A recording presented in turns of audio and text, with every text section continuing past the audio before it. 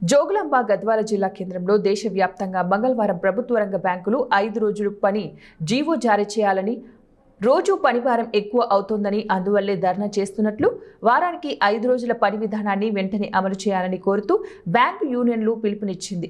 ఈ మేరకు 27న బ్యాంకు ఉద్యోగులు సమ్మె నిర్వహిస్తూ అన్ని బ్యాంకుల ఉద్యోగులు పట్టణ కేంద్రంలో రోడ్లపై ర్యాలీ నిర్వహిస్తూ 5 రోజుల పనిని వెంటనే అమలు చేయాలని లేనిచో ధర్నాను ఉధృతం చేస్తామని హెచ్చరించారు. ఈ కార్యక్రమంలో గద్వాల బ్యాంకు ఉద్యోగులు పాల్గొన్నారు.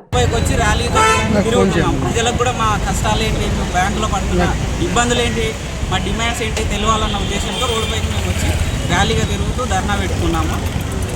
ఇది అప్రూవ్ చేయడానికి గవర్నమెంట్ టైం ఇచ్చాము. ఆ టైం అనేది గవర్నమెంట్ ఇంకా ఎక్కడ నిర్ణయించుకోలేదు. సో ఫర్దర్గా ఇంకా టైం డిలే చేసినప్పుడు మేము మా స్ట్రైక్ అనేది ఇంకా కంటిన్యూస్గా విస్తృతంగా వెళ్తుంది.